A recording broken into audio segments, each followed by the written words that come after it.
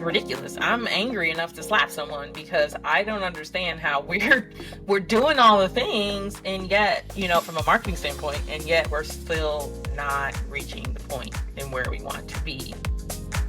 It's extremely important that we are showing up and really making sure that representation is there, so that that little girl or that little boy isn't feeling excluded, left out. Change the Real with Monique Velasquez and Piper Kessler. For more than 20 years, we've worked in video production behind the scenes, helping mission-driven organizations and leaders. This podcast exists for leaders who know their stories matter and are ready to stop guessing and start using video strategically to further their mission. Not just fill a content calendar. Each month, we drop 2 types of episodes. One with Piper and I kicking it, sharing production insight from our own work. And another featuring real stories about using media to create change and connection. This is Change the Real. Representation starts here. Hey y'all. Hey y'all. I'm Monique Velasquez. And I'm Piper Kessler. Today, I'm excited to introduce our guest, Arielle Morton. Arielle is a business growth strategist who helps women entrepreneurs move from inconsistent income and overwhelm to sustainable, confident growth. I got through sustainable.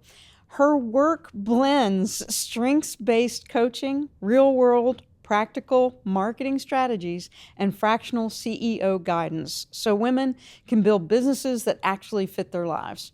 She's known for challenging hustle culture, bro marketing, and cookie-cutter advice, helping women lead with clarity, make confident decisions, and grow businesses they can sustain long-term. You can hear Arielle as a co-host on the mini-series podcast on marketing named Behind the Buzzwords. Let me start by saying we met through a membership group, Hello 7. We were in the inaugural or premier class of certified Hello 7 coaches. We got to connect in Puerto Rico at the Millionaire Summit, and we, Arielle and Velasquez Media, Piper and I, have a good collaboration with Arielle. And let me just go on record and say here that I am recommending folks to work with Arielle when they can, as often as they can. For full disclosure, you should know that she has been a big influence on guiding and the guiding force on Change the Real. Arielle, thank you for being on Change the Real. Well, thank you for having me. You all make me sound so good. Well, you do good work out in the world, and sometimes it's about remembering what it is that you've done, right? So we're glad to do that. Remind you, you're doing the work. We're giving a little flower to you. So with that, we always start with the question, giving credit where credit is due, even if you've never met the person. If you could hand out your flowers today, who would you honor for shaping your entrepreneurial journey? So for me, entrepreneurship was not optional. It's kind of booted into it. And so my story starts a little bit with me working for a company for about 8 years. And then during the pandemic, I was laid off while on maternity leave. And so because I had 2 small babies, twins, at the time, I was not able to pick up and go and find a job. Not that anyone was hiring during that time. And so I tried out a couple of things, some get quick rich schemes, and thinking that was the way to go. I can admit, I tried it out. I thought that was the route to go. And I was like, okay, yes, no, that's not an option. And then I jumped into loan signing and quickly realized, hey, you still have to leave the house for that. And I'm like, okay, I'm not being strategic, not being strategic enough. I'm panicking and just throwing spaghetti at the wall. And so what I was blessed with an opportunity to go online and find this woman who was talking all about being a mom and having small children, working from home. And I watched a couple of her podcast videos, and she very quickly, right after, had a free summit happening. I went to the free summit. If you participated in some of the activities, which, if you repost and do all these fun things, you have an opportunity to win. And I won the year membership of coaching. And I was like, what? I literally just found this woman on the internet 5 days ago. And so what she was able to help me see because I couldn't see it for myself, was that I actually had I had 8 years of experience plus a bachelor's degree in a service that I could actually be offering. And I just couldn't see how that's possible for little me. I mean, I worked for the largest university in the world, not the city, not the country, the world. And so we had a full team of marketers. I couldn't dare think that I would be able to go out and do this on my own. And she's like, well, I'll hold space and the belief for you until you can for yourself, because you've literally done it all. And so her name is Lauren Golden. I am forever grateful for her as my very first coach. She saw within me the things that I couldn't see within myself. And so she prompted me to kick off and get started offering the very services I had been offering for years. We're glad that, you got to find your footing and not rely on, sort of this, get rich quick and trying all these little things. Not that I didn't wish that you had won the lottery and still hope for you. But. Right. And so, part of this is it's like this is a story that we hear often with women entrepreneurs because, or, people of color, because we often are not the first in line at the door when they're handing out jobs. And, my own experience of being let go, I felt very targeted for being who I was. And so I can understand there's a lot of panic there because culturally and systemically, you recognize that maybe you weren't getting a job for some other reasons. And then to have, I don't know how you don't have a lawsuit about being let go while on maternity leave, but we'll get past that and have a conversation offline on that one. The pandemic gave them a clear on that. They had a lot of clear red tape with that pandemic. Yeah. Tell us a little bit about the work you do. Like I know as a coach, right, and marketing and all the things that are in your strengths and what your experience is, what's the heart of what you do and what keeps you motivated to do those things in your business for your client? The heart of what I do is the experiences for my clients. And so something as what one would view simple, about a week or so ago, I got a text message and all it said was I got into law school. It was a previous client of mine. She no longer currently works with me, but during our time of working together throughout one of my one-on-one programs with her, she was juggling full-time job, trying to study for the LSAT and get into law school and build out her business. And so for me to receive that message meant the world to me. And prior to that, as we closed out the year, she reached out to me and she was like, I did it. We did it. Like, I'm full time in my business. I was able to put in my 2 weeks and I feel confident in order to move forward and do that. And it was the work that she put in and we did together and she continued to apply that allowed her to be able to move forward in that way. And so wins like that, like law school, is still very important to her, and she still was able to fulfill running her business and getting accepted, which is no light deal at all. So that's what reminds me, that's what keeps me going, even when it's hard, when I get that random message from a client that I'm no longer working with saying, I finally did the thing, or I made it to the thing, or we did this thing, or whatever the case may be. And so that's really what keeps me going when times get tough or it gets quiet, because the ebb and flow happens, or I had a bad turnout for something. That's what I'm able to hold on to, knowing that her life will be changed forever as she goes on this journey to go into law school and become a lawyer. And knowing that I just had just a small part of it just brings that joy for me and reminds me why I'm doing what I'm doing. Very cool. I'm going to probe here a little bit and let's talk about this is not just an accident about coaching, right? So this is what you're doing to help motivate and sort of reveal, like you got a revelation about what you're leaning into.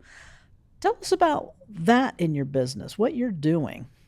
And so for me within my coaching, what I specifically focus on is identifying an individual's strengths. And if you have a team, also your team as well.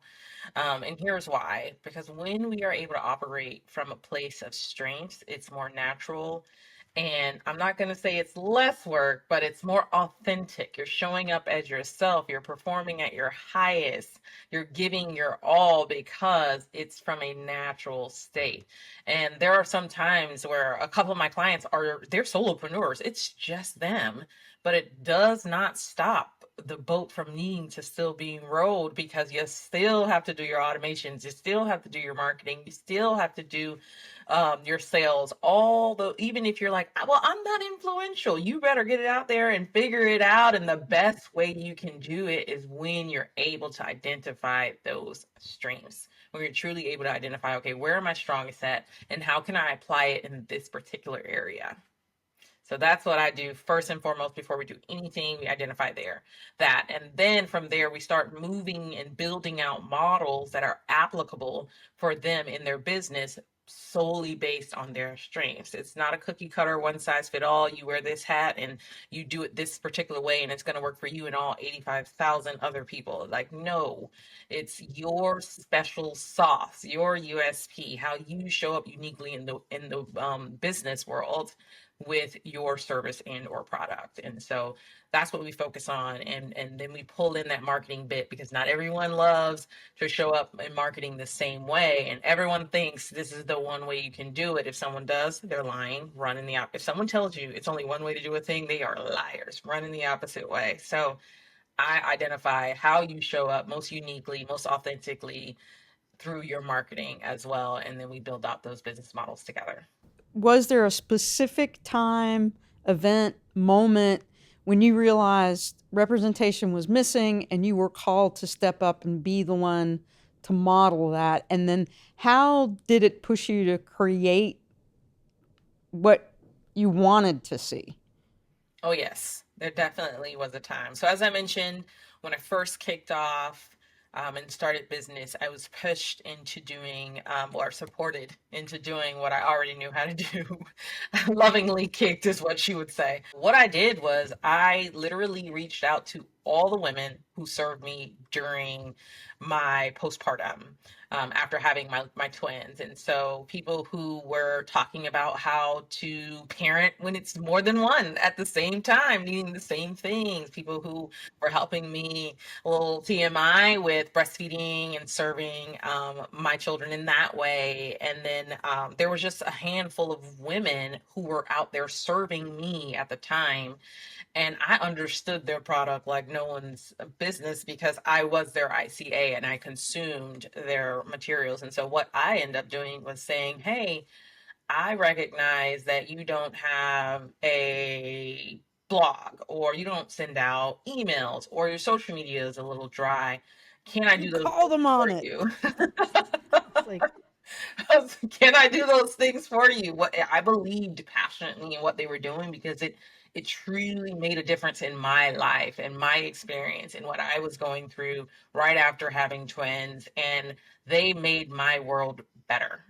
The small thing that they think they were doing impacted my livelihood greatly. And so I reached out to them and I was serving them in that way. So I was writing blogs for one of the top performer of breastfeeding moms, and I was writing emails for one of the coaching moms, and reaching out to them and writing their social media posts and things of that nature. But what I found was, even though we were um, in six figures sometimes from a sale, it still was a conversation of, well, I might not be getting paid.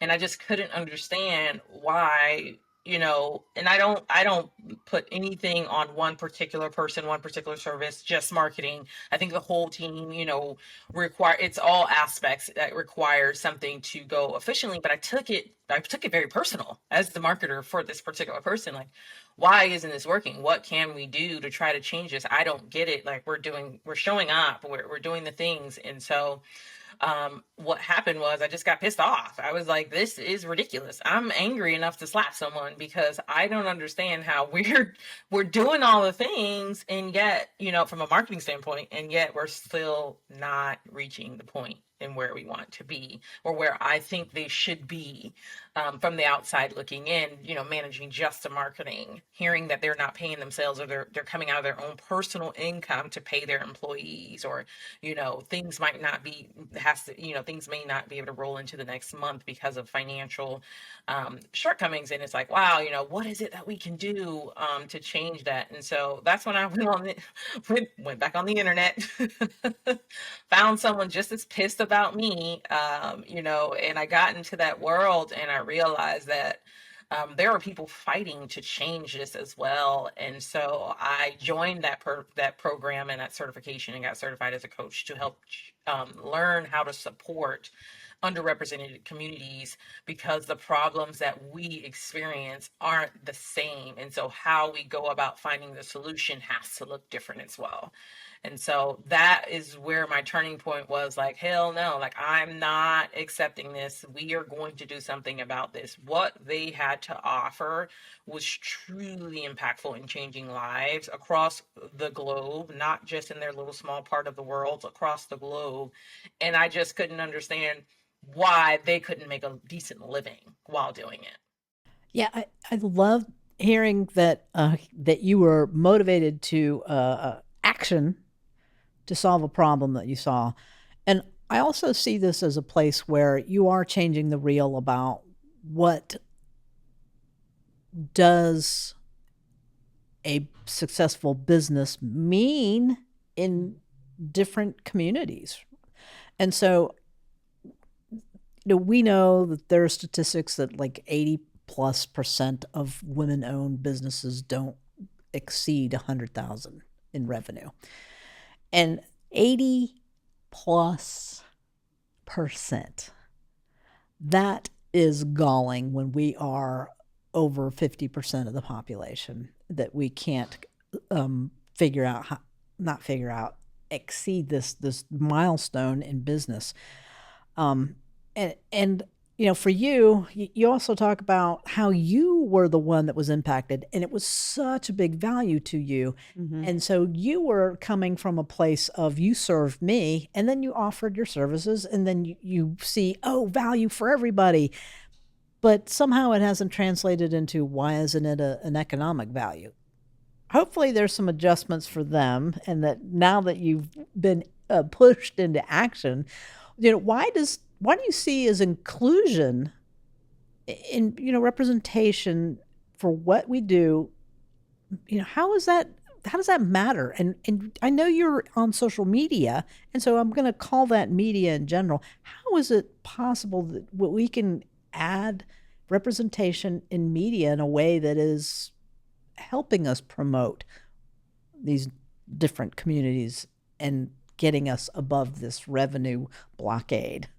In any form of media, showing up in any form of media, with people who look like, talk like, experience, and understand you as an individual is extremely, extremely important, because when we neglect that group, we are leaving out so many different people. We are we're basically turning our heads to an entire group, of what used to be minority is now the majority, and neglecting their needs. And so I find it to be extremely important for us to show up in whatever that space may look. There's, like I mentioned, it's no one size fit all, but however we decide to show up in media, I think that it's extremely important that we show up authentically, so that the people sitting in the back can see themselves on stage, can see themselves online, can hear the answer to the problem that you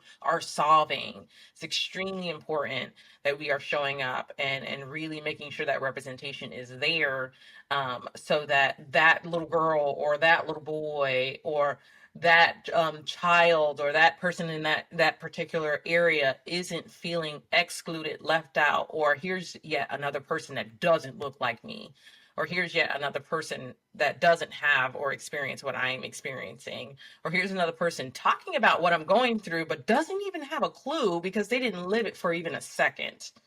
Right. I mean, part of it too is we see those stereotype. Well, growing up, it's getting better. Not there yet, but it's getting better. We're having these voices that tell our stories, your story, my story, queer stories, it, that don't really reflect our true experience. And I've had writers.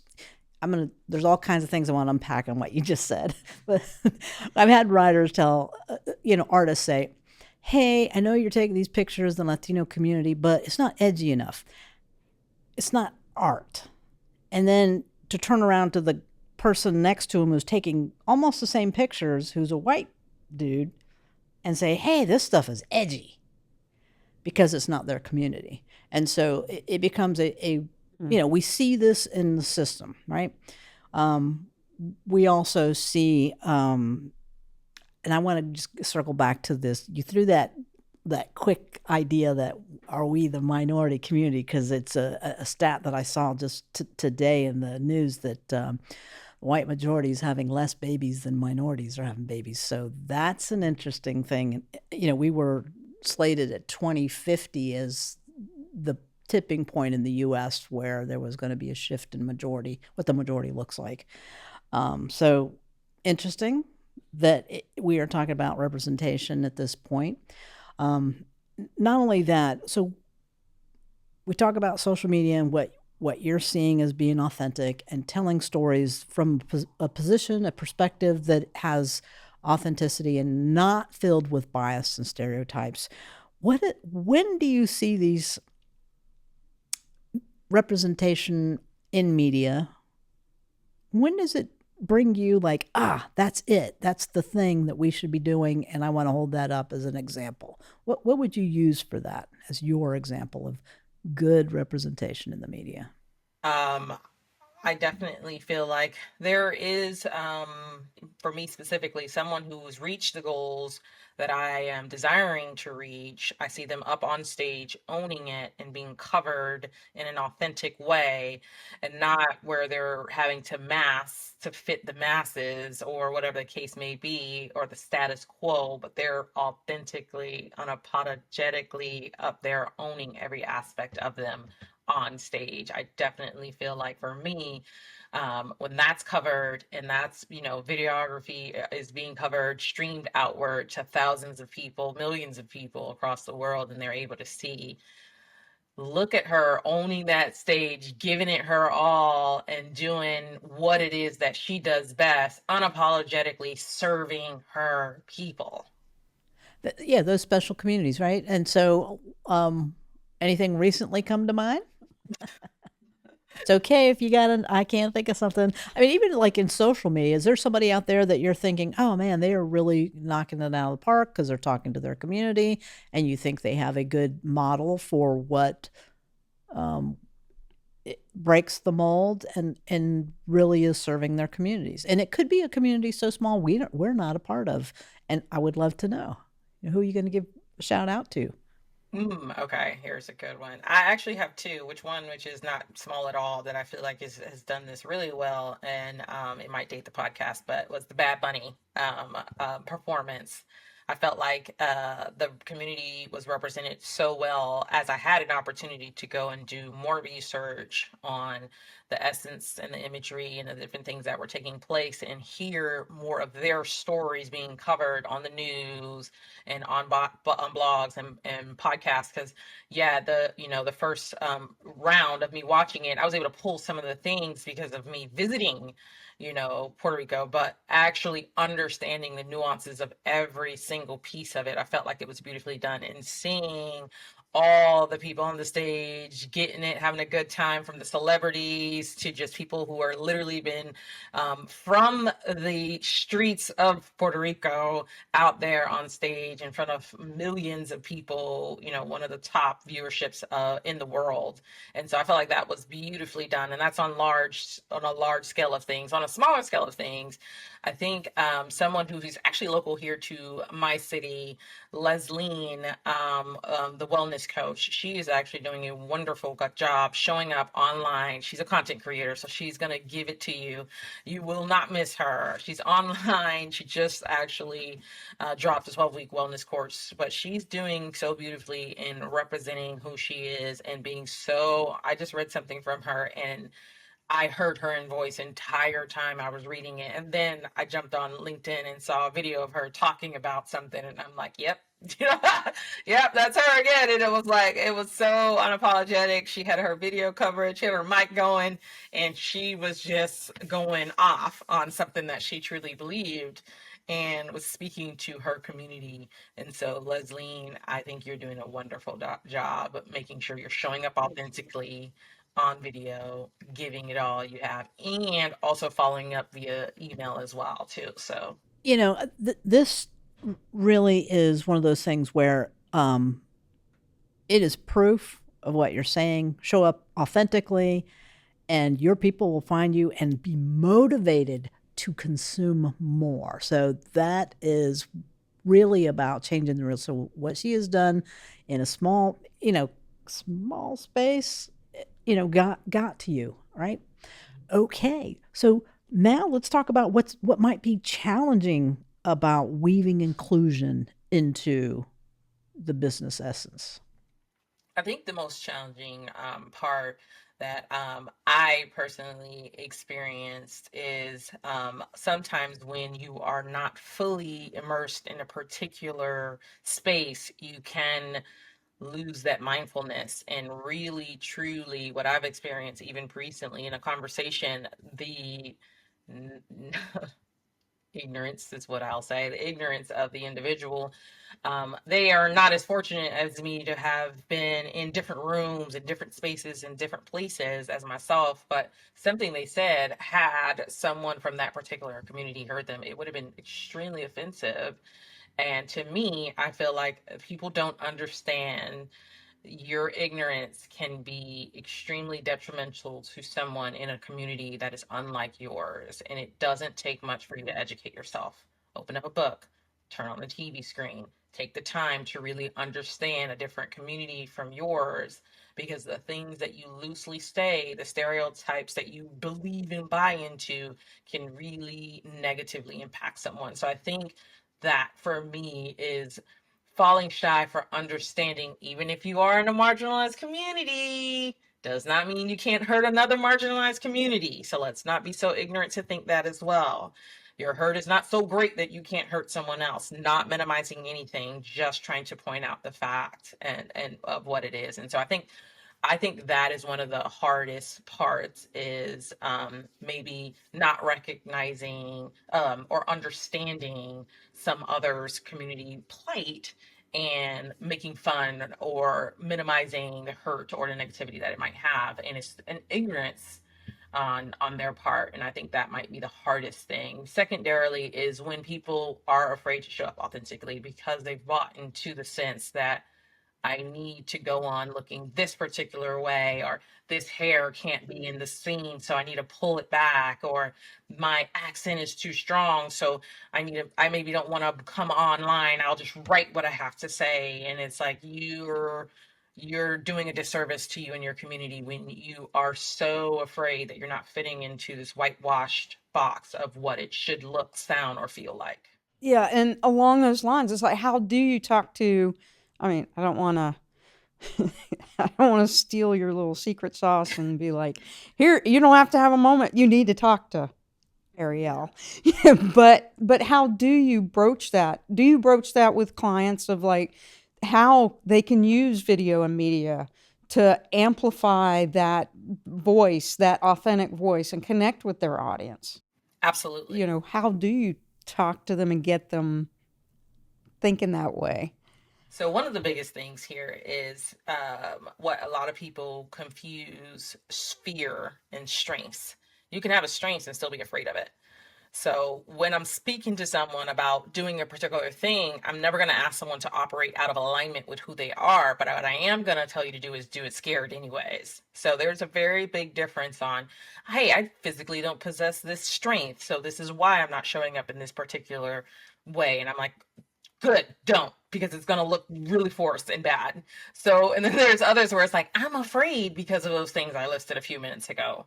And so I have the conversation with them, and sometimes it's not as great as, oh, I need to look a particular way or sound a particular way. Sometimes it's, I can't mention this particular thing about me. And it's like, why not?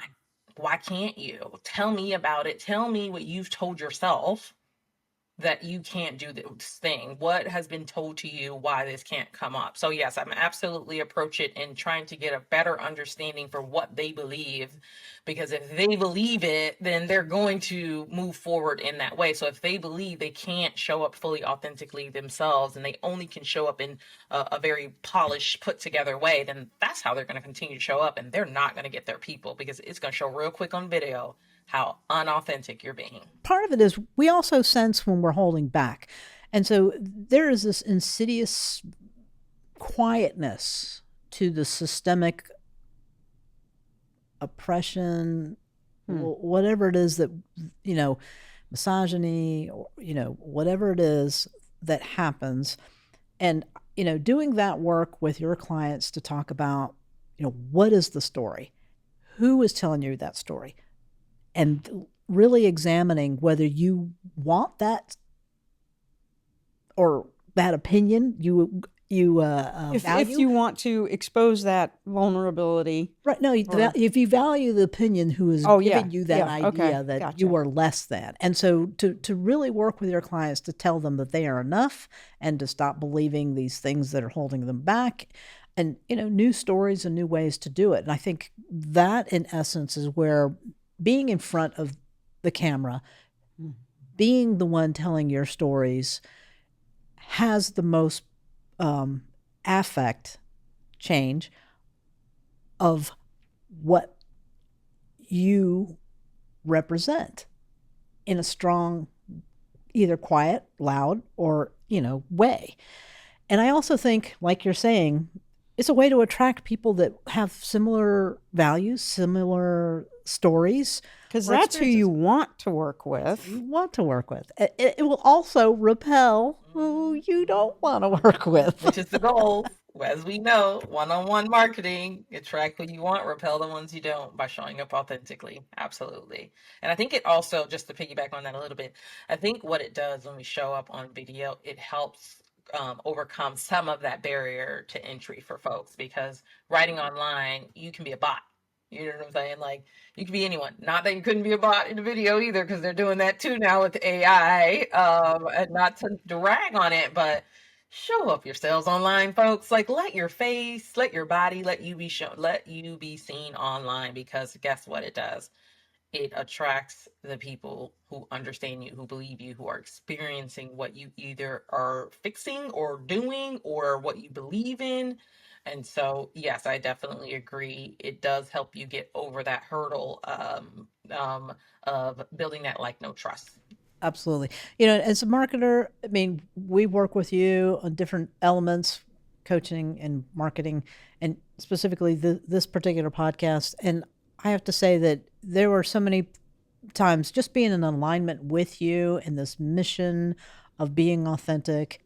It's a very different thing. We've been in business for 20 years to start thinking that I should put myself and our story out front. And after 20 years, we started to a little bit when I got sick. Let's let the story go with a lot of our clients, and we had goodwill, and people understood.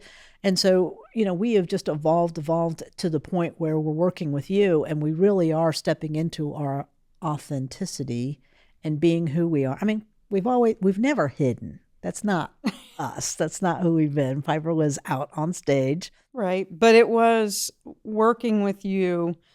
What you heard earlier has been said to me. by Arielle. So this is who you're going to get when you work with Arielle. So, yeah, you were like, no, don't pretend to be that person. Don't get on yourself about acting that part. Bring yourself and figure out, let's talk about flushing out where the strengths are in the fact that you feel like these are bad things about yourself. Let's flip it on its head. I mean, that's the thing. It's like, oh, okay, I don't have to change. Of course I don't have to change. Why didn't I think of that? Well, you have someone to tell you in marketing, you don't have to change. We're going to push the advantages and not see them as, Yeah, put that strengths to your power, I believe, is something that we might be talking about here. So I love introducing our audience to amazing change makers that are showing up authentically and are actively trying to change the real for people that look like us. If folks want to know more about working with you, how do they get more information? Where do they go? What's happening? They can find my website online at strengthspowered.com. It's an ED on that, powered, and double check on how you spell strengths. I had someone pull it up and mess it up a little bit. So strengthspowered.com is how you'll find me online, as well as I'm usually hanging out on LinkedIn, and so Arielle Morten, you can find me on LinkedIn as well. Tell us the kind of person that you want to attract. Who do you want to work with? I want to work with purpose-driven women who are seeking and searching for an authentic way to show up in their businesses through their strengths and overpowering and overcoming that inconsistent income that you're usually facing and things of that nature. And so if you are sick of hitting your head on the wall, not sure why you're trying to figure it out there about to go and get a third, fourth, and fifth job, come talk to me. I would love to chat with you and just lift the hood up just a little bit in your business and identify areas where you're really leaving money on the table. We recommend working with Arielle. Find her. There you go. On the LinkedIn. You'll see in the show notes, there'll be a link right there along with the website. Thank you, Arielle. Yeah, we had a lot of fun. you. And this, we love having a conversation that's kind of outside of business, kind of. Thanks for having me, folks. I appreciate being here. This was good. All right. We'll see you next time. We'll see you next time. Thanks for watching this episode of Change the Real. If you liked it, hit subscribe, share the episode, or drop a comment. We actually read them. Connect with us or any of our guests on LinkedIn. Check the show notes for links. And if you're done with DIY and ready to record something that matters in a safe, inclusive space, check out our studio at VelasquezMedia.com. Remember, representation starts here.